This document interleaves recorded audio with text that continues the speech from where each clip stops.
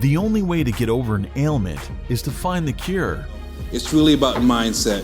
Mindset in leadership, mindset. Sir Charles Cary presents that cure. As a professionally certified trainer, coach, and speaker, his programs are perfect for the budding entrepreneur and the seasoned professional. Brain. Radiate the brain. Right. Now look at somebody to your left or your right. You know how we do in church. And say, the cure for your life starts with you. One more time like you mean it. With principles like self-esteem, change, and leadership, you'll always be competitive in today's ever-evolving society. Charles has been on television, radio, and in film. He's crossed the country several times while empowering, engaging, and stimulating government agencies and Fortune companies. If you don't believe enough in yourself, game over. You can leave right now. Not just from this workshop, from this conference. Because it doesn't matter what you think. If you don't believe enough in yourself, game over. No extra tries. In fact, you don't even need the extra tries if there are. I mentioned that my husband got the book before I got the book. He read the book. He said it was absolutely wonderful, and I cannot wait to read the book. A popular public speaker and author has written a book that is sure to encourage cancer survivors and their loved ones. Meet Sir Charles Cary. I try to be a great encourager because when it comes to change and transformation, this overcomer and two-time cancer survivor can not only tell you, but he can teach you how to create significant transitions in your life. The bottom line with every company that grows worldwide is their leadership, their communication, and their revenue stream. Write this down. People are toxic. Toxic. The moment you try to tell them about a pleasant experience, they want to interrupt you, probably with some nonsense. Get yourself around this guy, Charles Cary, Sir Charles Cary, because he absolutely will help you align and design your life on purpose. And if you get around him, you will absolutely go to another level. Hi, I'm Kay Lowry Moore here at the Resourcefulness event.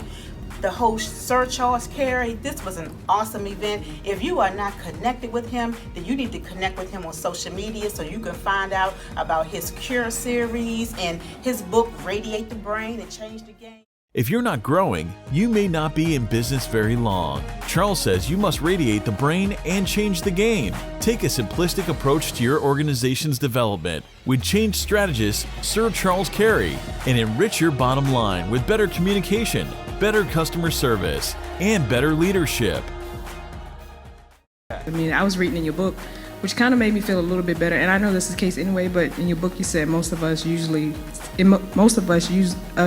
take a while to find ourselves, and it's probably part of the design in life. So, I mean, I'm older, and I feel like I haven't found that place, and I haven't met my full potential. So, my fear is that I'll never get there. Maya Angelou says, when you know better, you can do better.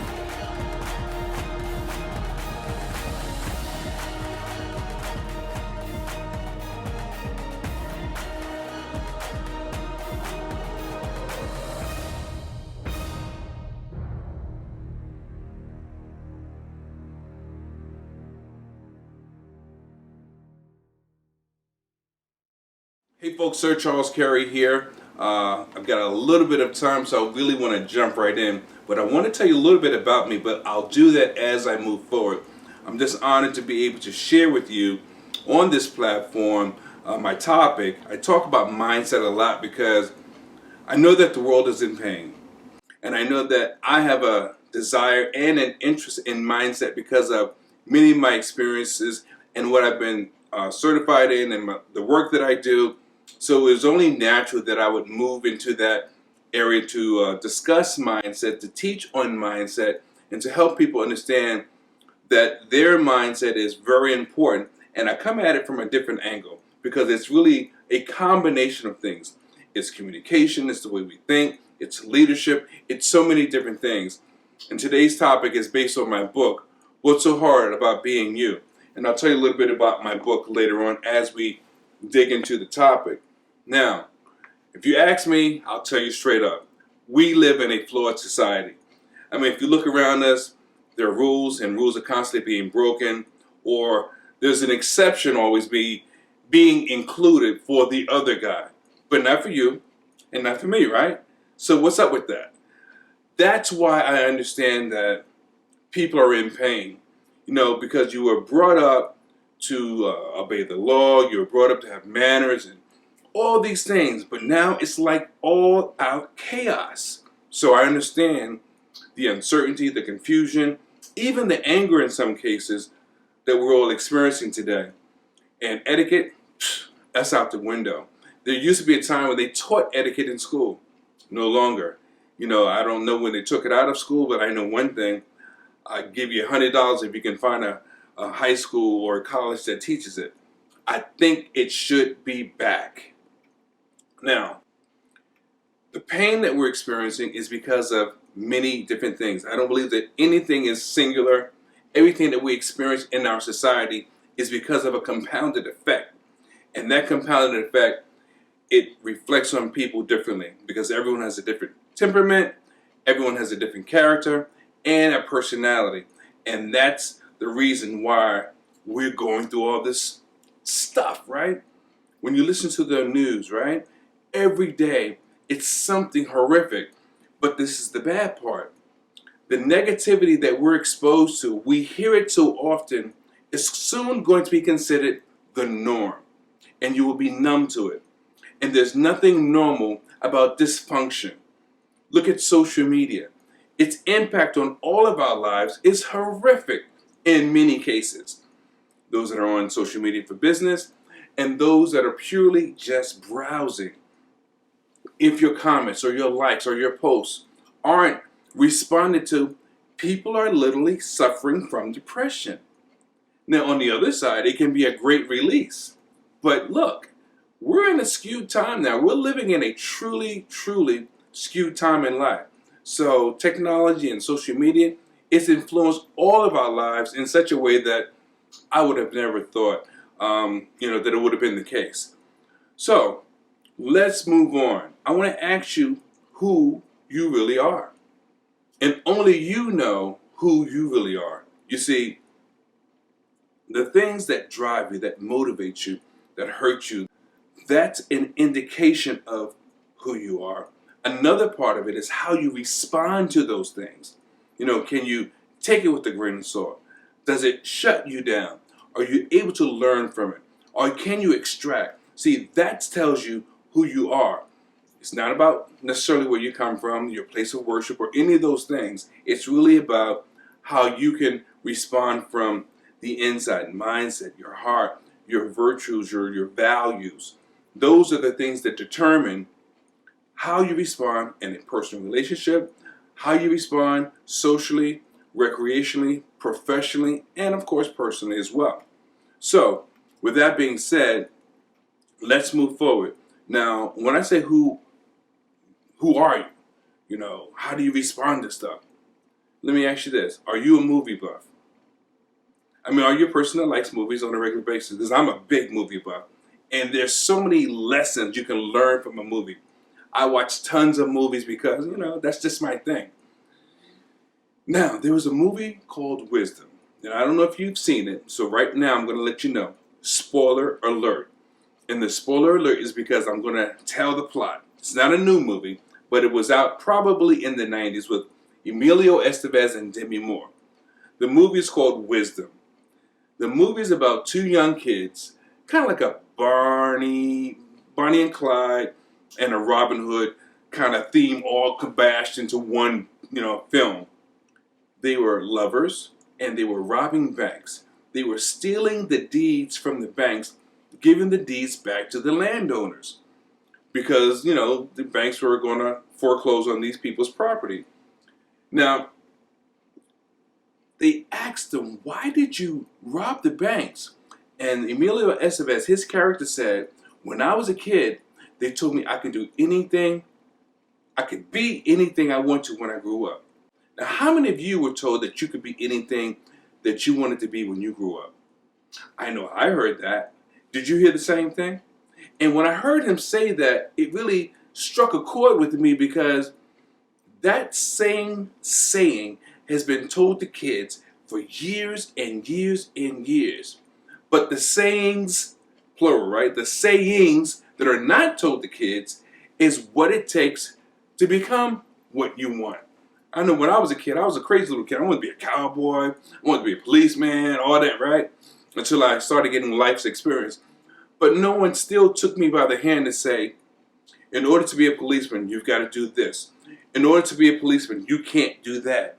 No one told me how it would be to be a cowboy even. There are rules and regulations. There are things you need to know. And that will help form your decision, help you decide truly what it is that you want to be. Everyone does not understand that. But it's essential that you understand what you're moving towards before you start walking that walk.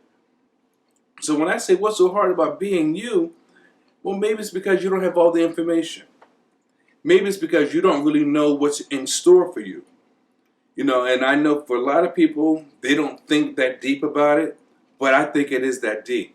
So I want you to have at least 3 takeaways when it's all said and done. So make sure you've got your pen, your paper, your Evernote, whatever it is, because I want to throw a lot of things at you, and I want you to be able to walk away with things you've never considered, you never heard, or you never thought of before. So let's keep it moving. Now again, I'm going to go back to another movie. If you saw The Matrix, you probably already know this. The Matrix has been out for a while. They kept talking about Neo, right? Neo was the one that could make things happen, the one that could do this and the one that could do that. Well, I think that you're a Neo too. I think I'm Neo. Because weren't you the one that used to get into mischief when you were very young? And as you got a little bit older, weren't you the one that got into trouble? And then as you continue to get older in life, didn't you become the one that straightened up because your parents probably told you that they were going to take away your privileges or your toys, or you don't have time to mess around, you're getting ready to go to high school, things like that? And weren't you the one that, once you did get or become of age, at a point you may have fallen on hard times, whether it was your grades or your first job or your first apartment, things seem to be a little bit difficulty. Have you ever experienced that? And then weren't you the one that once you fell on hard times, you got some of life's experience, you started to know and to learn what it took to be better, right? It's all like an uphill battle. It's like pushing a boulder all the way to the top of the hill. But you don't know that because you don't know what to expect. That's because no one told you what it would be like to be the person or to have the job or to have the career or to have the business that you wanted to have. And I call it, the training ground. It's part of the training ground. There's some families and some people experience, they get the information they need or they get part of it, and some don't get any of it at all. In my mind, it's all part of the training ground. Either you're successful or you fail, does not matter. It's still the same thing. Now, I think it was Alan Weiss that said, powerful growth is the key to success. So if you're falling and you're failing, that's part of the growth. You learn how to get over that, or those troubles, those issues, those challenges. That's the reality of the life that we live in today. And there are going to be a lot of distractions. And you have to understand, the distractions are there on purpose. So again, when I say, what's so hard about being you, you have to understand it's not going to be a cakewalk necessarily. Because if it is a cakewalk, let me tell you this, you're going to get hit hard one day. I'm talking about distractions, okay? Now, distractions are things like cell phones and tablets and internet and Facebook and, games and game consoles. All of those things can be distractions. They're not bad things, but depending on how you use it or whether you're aware of its impact, its full impact, those can be distractions. Television, Netflix, all that kind of stuff, right? So my point again is, you've got to be aware. That's why, again, I say the right mindset is all you need. And then when you think about addictions and, rejection, those are the worst distractions because it's like walking on a landmine. You're afraid to go in that territory. So let me just tell you a little bit about who I am. I've done a lot of things.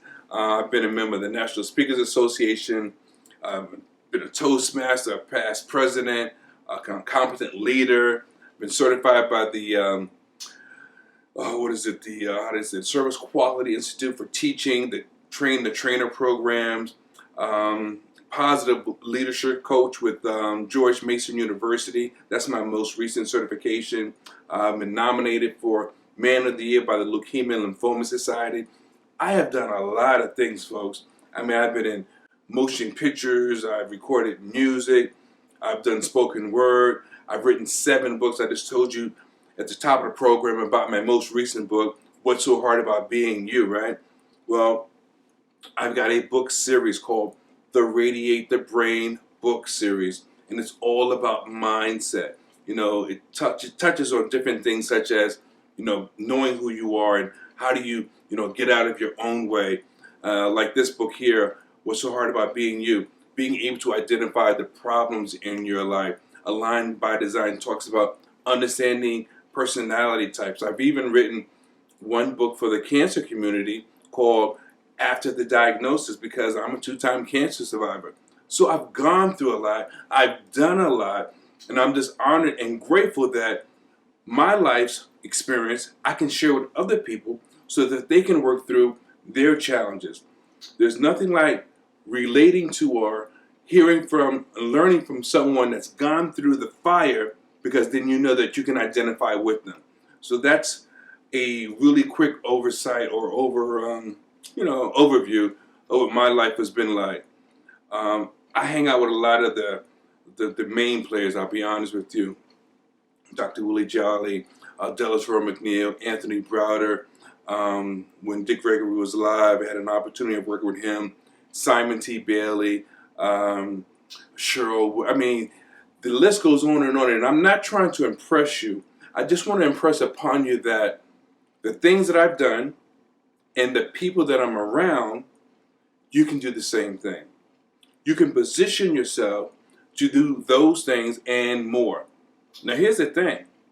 If you get the opportunity, you want to capitalize on it.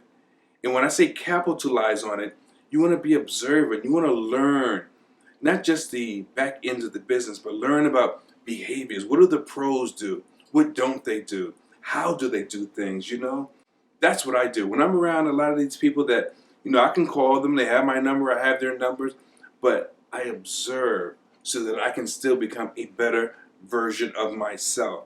And that's what you want to do. But, be quite honest with you, it wasn't always that way. For a good portion of my life, I wasted my life.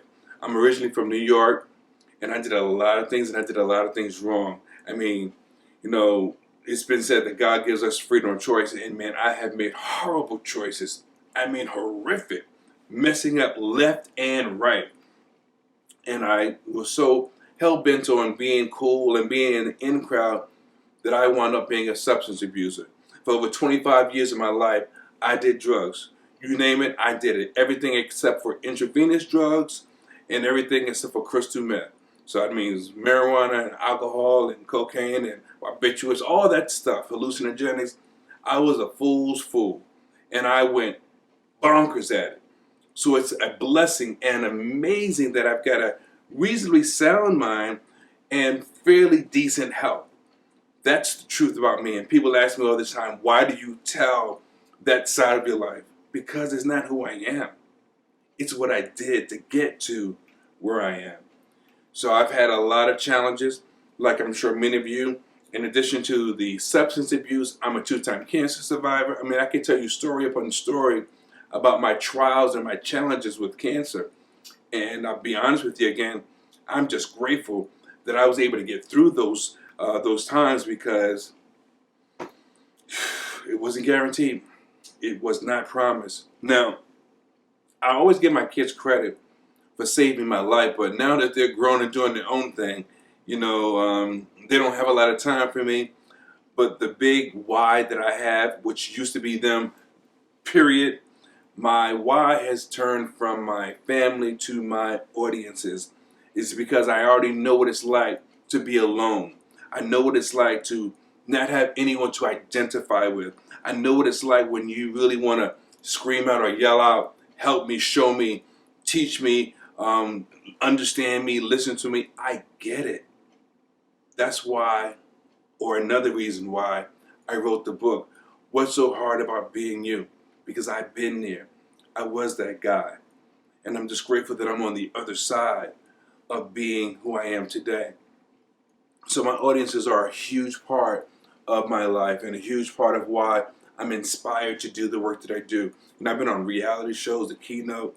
I don't have time to share that with you, but maybe down the line I could send you to a link that you can check out the show or check out an episode or two, maybe even the trailer. That will be just a good glimpse or snapshot to show you what I've done. I mean, again, it's not to impress you, but just to impress upon you that if I've done it, you can do it as well. Let me see, I'm going to move on. Right, what else we got? You got to understand that there is a process. I'm trying to check my time, y'all. I don't know how much more time I got. But there is a process. And the process is like anything else. It's a step-by-step process. Dr. Phil says it all the time. He says, I want you to be a part of your life, right? He wants you to be a part of your life. Well, that's the same thing I feel. If you're just existing, you're not living. We've all gone through challenges. Even though a challenge to me may not be that difficult, to you it may be extremely difficult, and vice versa. So I say that to say that I understand the same thing is not taken the same way for everybody. You got to acknowledge, number one, write this down. I hope you've been taking notes, but write this down. You have to acknowledge what the issue is that you're up against. That's going to be critical. You have to learn to understand what that behavior is. I don't know, what you're up against personally or professionally, but you have to understand how to dig into that behavior because that's what needs to be changed. Acknowledging, number one, because you don't want to live your life a lie. Number two, the behavior. You've got to be able to address the behavior. Number three, you have to get to a point where you can accept the fact that, okay, this is where I'm at right now. This is my truth. Things are not getting better, or hopefully they're not getting worse, right? But you have to accept it so that you can really work on it. You can't change anything you don't accept. That's the bottom line. Same thing with acknowledging it. You can't change anything you don't acknowledge, and you can't change anything you don't accept. The only difference in accepting is you're accepting it because you know that it's something that's got you up against a wall, and you're going to reverse that. You're not accepting it for it to stay the same. You're accepting it knowing that that's your true reality until you change it, as you're chopping away at it. Then you need to identify the skill sets you need so that you can do that, so you can flip it. Again, once you're able to flip it, then you're able to move beyond it. You will never be able to move beyond it if you don't acknowledge it, if you don't know the behavior, and you don't accept it for what it is. So after that, number four, identify the skill sets necessary to change that thing, to tackle that thing, to get beyond that thing, to reverse that thing. Say it any way you want to, but you're trying to get on the other side of a bad situation in most cases. And that's the goal. Get on the other side of a bad situation. Then you have to choose. Choose what it is that you're going to do. What direction you're going to go on. You're going to go left, you're going to go right, you're going to go straight ahead. And there's a question I usually ask people. Because a lot of times I understand people get stuck. And they get stuck because no one's ever asked them. Or no one's asked them the way that I asked the question. So here's the question. Write this down. What is the thing that you talk about more than anything else? And when you talk about it, you light up inside. Maybe an actual smile comes to your face. Whatever that answer is, folks, I promise you, you may have just met your purpose. You see, we all got a thing, but some of us just don't know what it is. And for those of us who do know what it is, but we've lost sight of it, this is the deal. Even though you lost sight of it, you can re-emerge or revitalize your interest and your energy in that thing. but you're going to need the eye of the tiger. And I know for most people that are in a quagmire, they're in a situation, it's hard to do alone. Let's keep it real. People can chop all day. Just chop it up. Talk about this. Be better. Yeah, okay. How about you try to be better when it seems like you've got the weight of the world on your shoulders? But my friends, I promise you, that's when you may need to employ a coach, a mentor, or a guide. You may need someone to help you through that process. Because obviously, if you could have done it on your own before, you would have. That's why you've got to learn to use resources. And resources come in so many different ways. So you have to educate yourself through this process. And again, I talk about the personality type simply because everyone's learning style is different. Everyone's learning habits are different.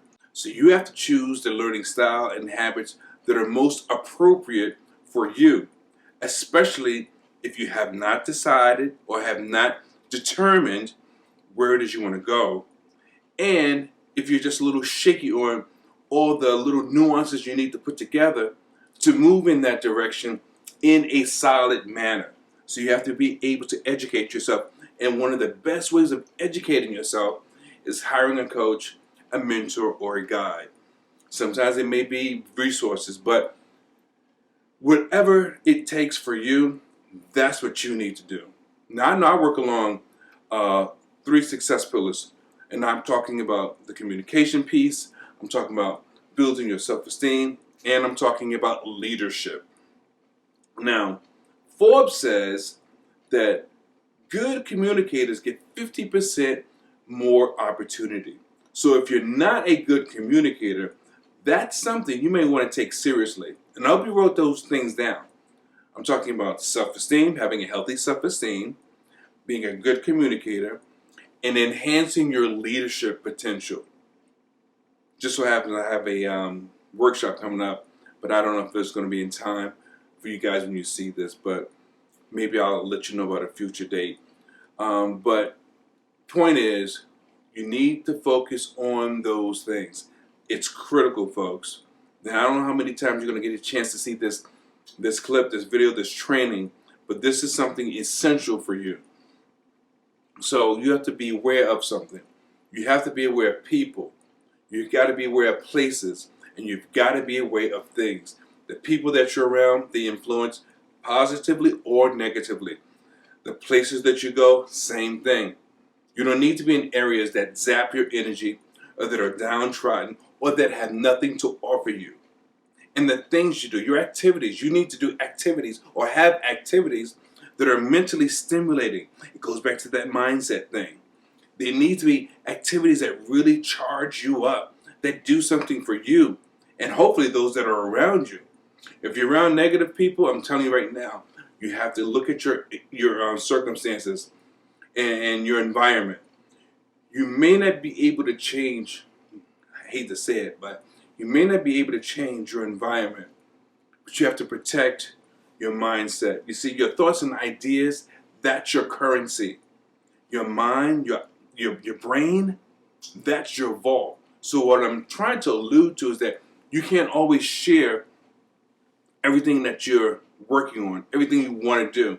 Because if you're around negative people, what are they going to do? They're going to reinforce their negativity. And you don't need them reinforcing that stuff on you, with you, or to you, folks. You are the CEO of YOU. And as a CEO, you should have a vested interest in everything you do. I'm talking about, again, the people that you're around, the places that you go, and the things that you do. That's going to determine how quickly you can bring yourself out of where you're at, or how quickly you can evolve to that next level. So remember, CEO thinking is what you need to have. And you need to understand what process supports your best learning. Is it books? No, I'll talk about the books. I'll share that with you in a moment. Is it tapes and audios? And, is that what helps you? Is it conferences? Is it coaching? You have to understand you. That's why I say, what's so hard about being you? You need to know that. It should be almost not even a second thought. Now, here's a key. Don't discount other learning methods because you already have a preferred learning method. Why? Because you can still gain insight from other methods. So if you like to read books, great, but maybe you still need people contact because you can only do but so much being alone in a book. Okay, let's say you like working with a coach.